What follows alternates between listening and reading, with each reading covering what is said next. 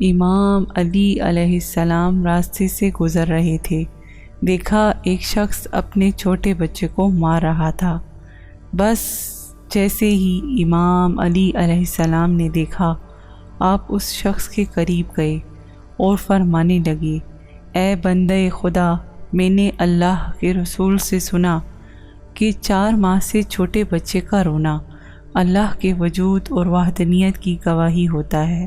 یاد رکھنا، جب معصوم بچے نیند میں مسکراتے ہیں تو انہیں ہم محمد و آل محمد کی زیارت نصیب ہوتی ہے۔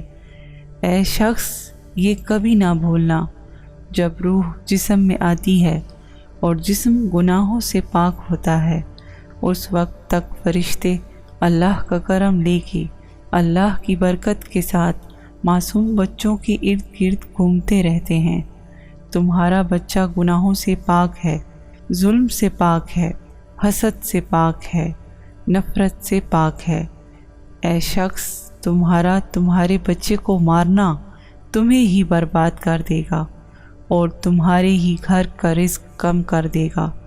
یاد رکھنا، معصوم بچے کو مارنا انسان کے رزق کو گھٹا دیتا ہے۔ تو وہ کہنے لگا، یا علی، میرا چھوٹا سا بچہ مجھے بہت تنگ کرتا ہے۔ امام علی علیہ السلام نے فرمایا، جب تمہارا بچہ تمہیں ستانے لگے تو اس کے سر پہ ہاتھ رکھ کے محمد و آل محمد پہ درود بھیجا کرو، اور جب تمہارا بچہ سو جائے تب بھی اس کے سر پہ ہاتھ رکھ کے اللہ کے رسول حضرت محمد مصطفیٰ صلی اللہ علیہ وآلہ وسلم اور ان کی آل پر درود بھیجا کرو۔